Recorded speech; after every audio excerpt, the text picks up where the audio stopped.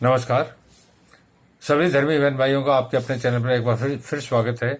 आज मैं आपको कर्म फल अर्थात जो हम अपने जीवन में कर्म करते हैं उनका प्रतिफल क्या है उस पर चर्चा करने के, क्या करना चाहिए क्या नहीं करना चाहिए, क्योंकि कर्म से बड़ी और कोई धरती पर चीज नहीं है। कर्म से ही आपका भावी और वर्तमान भविष्य तय होता है, इसमें कोई संशय नहीं। तो मैं धर्मशास्त्र के आधार पर आपको कर्म के महत्व के बारे में बताऊंगा। कृपया ध्यानपूर्वक सुने और धर्मी होने का लाभ उठाएं। पुत्र, मित्र, स्त्री आदि के लिए प्राणी अनेक प्रकार के पाप करता है। पुत्र, मित्र और स्त्री अर्थात पत्नी आदि के लिए प्राणी अर्थात मनुष्य अनेक पाप करता है, परंतु उस समय कोई सहायता नहीं करता। केवल एकांकी ही वह दुख भोगता है। जब तकलीफ आती है तो वो अकेला ही भोगेगा, उसका दुख ये कोई बांट नहीं पाएगा, क्योंकि कर्म वही करे, जो कर्म करेगा वही फल भोगेगा। और परले तक वो नरक में पड़ा रहेगा। यह ध्रुव सिद्धांत है। ध्रुव सिद्धांत का मतलब है इसको कोई ब्रह्मा विष्णु महेश भी चेंज नहीं कर सकते कि अपना किया पाप स्वयं भोगना पड़ता है। मैं आपको एक उदाहरण के स्वरूप वाल्मीकि के बारे में बताऊंगा कि वाल्मीकि जो थे ऋषि बाद में बने थे, उससे पहले अंगुलीमाल नामक डाकू थे। एक बार गौतम बुद्धा किसी जंगल से जा रहे थे, तो वो डाकू था अंगुलीमाल, उसने 1000 आदमियों की हत्या का शपथ लिया था कि मैं 1000 आदमियों की हत्या करूंगा। उसका परिवार भी था। जब गौतम बुद्ध जा रहे थे तो गौतम बुद्ध को पकड़ लिया। गौतम बुद्ध ने बोला, भाई क्या करना है? बोला, मुझे मारना है और तेरी एक उंगली काट के अपने गले में डालूंगा। तो उसकी जो गले की उंगलियों के जो था वो गले में डालता था, क्योंकि अनपढ़ था, उसको पता नहीं था गिनती का, तो इसलिए वो जिस आदमी को काटता उसकी एक उंगली गले के अंदर डाल लेता था। इसीलिए उसका अंगुली माल डाकू नाम पड़ा।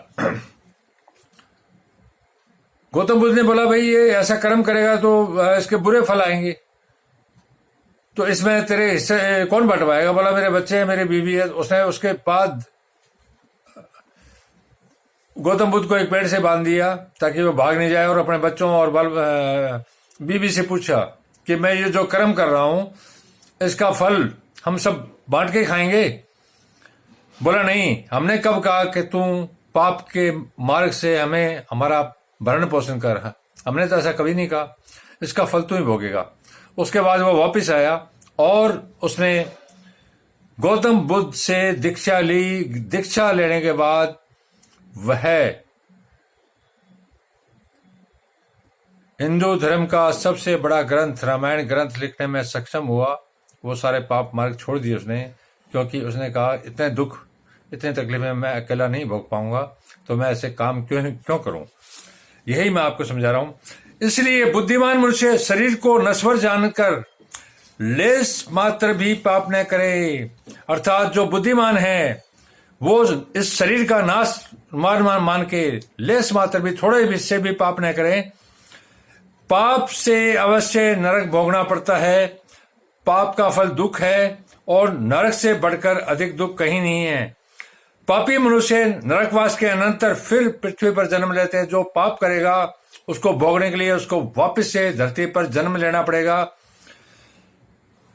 वृक्ष आदि ने अनेक प्रकार के स्थावर योनियों में वे जन्म ग्रहण करते हैं, अर्थात वृक्ष भी बन जाए। वृक्ष भी एक जीव है, तो किसी भी रूप में, वनस्पति के रूप में या किसी जानवर के रूप में वापस उस कर्म फल का दंड भोगने के लिए पैदा होगा। ये ध्रुव सत्य है जो होता है, और अनेक कष्ट भोगते हैं। अनंतर कीट पतंग पक्षी पशु आदि अनेक योनियों में जन्म लेते हुए अति दुर्लभ मनुष्य जन्म पाते हैं। प्राचीन धर्म शास्त्रों में कहा है 84 लाख जन्म के बाद मनुष्य की योनि मिलती है।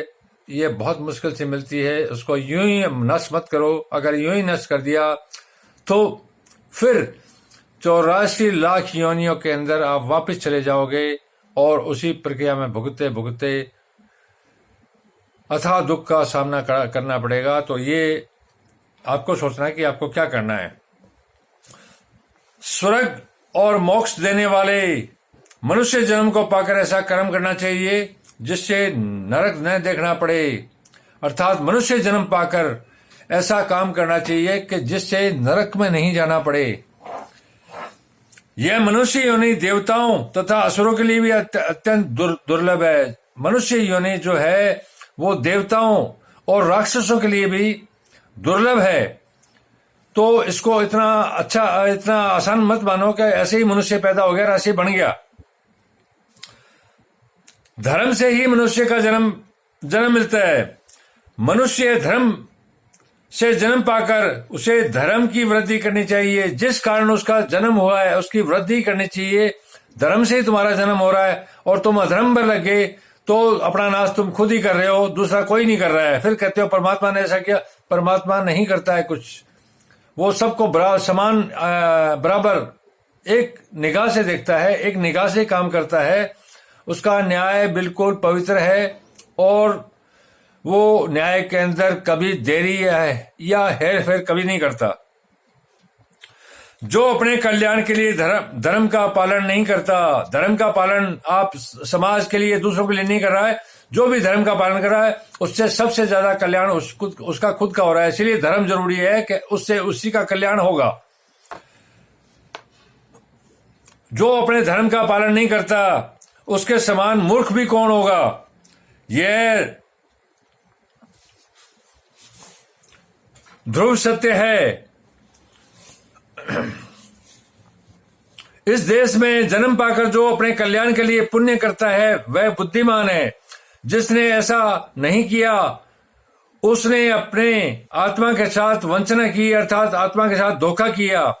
जब तक यह शरीर स्वस्थ है, जब तक हम ठीक हैं, हमारा शरीर चल फिर रहा है, तब तक जो कुछ पुण्य बन सके कर लेना चाहिए। बाद में कुछ भी नहीं हो सकता। आप सोचो मैं बाद में कर लूंगा या मेरी उम्र बहुत लंबी है मैं बाद में कर लूंगा, ऐसा कोई कुछ नहीं है, कोई निश्चित नहीं है। कब आप खत्म हो जाएं, कब मैं खत्म हो जाऊं, कब आप रोगी बन जाएं, तो जब तक आप स्वस्थ हैं, आपने कर लिया सही टाइम पर सही काम, तो आपका बचाव हो जाएगा। नहीं तो दुनिया की कोई ताकत आपको नहीं बचा पाएगी।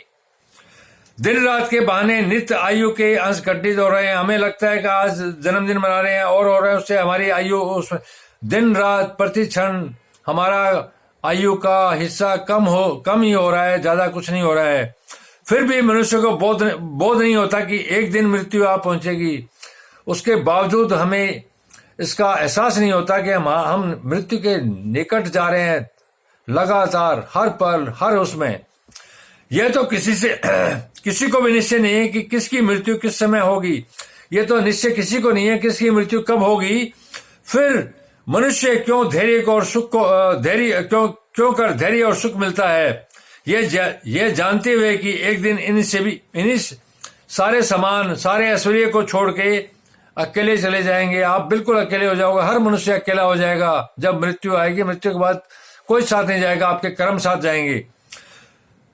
फिर अपने हाथ से ही अपनी संपत्ति सत्य पात्रों को क्यों नहीं बांट देता। ये बहुत इस कलयुग का एक यक्ष प्रश्न है कि मनुष्य को जीते जी अपनी जो संपत्ति है, अपना जो है, उसका निपटारा फटाफट कर देना चाहिए। जो सच्चे पात्र हैं, जो न्यायोचित है, जो कानूनी हकदार हैं, उनको फटाफट दे दो।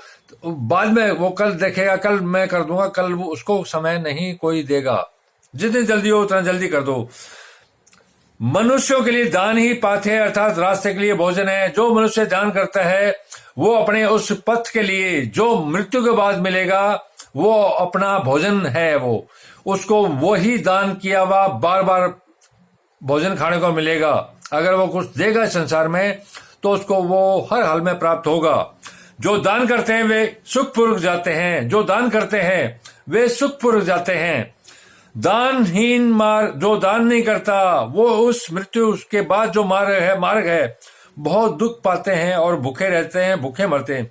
इन सब बातों को विचार कर पुण्य का मार्ग ही अपनाना चाहिए। पाप से सदा बचना चाहिए। पुण्य कर्मों से देवत्व अर्थात देवता का पद प्राप्त होता है और पाप करने से नरक की प्राप्ति होती है। जो सत्य पुरुष सर्वात्म भाव से श्री सदाशिव की शरण में जाते हैं अर्थात परमपिता परमेश्वर की शरण में जाते हैं, वे किसी पाप में लिप्त नहीं होते। संसार में रहिए, संसार में सारे काम कीजिए, लेकिन अपनी मृत्यु को ध्यान रखें और अपने कर्मों का ध्यान रखें।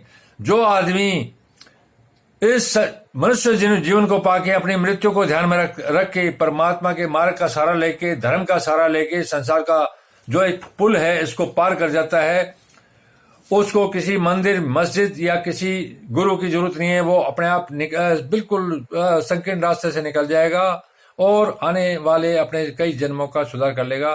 धन्यवाद। शुभ रात्रि।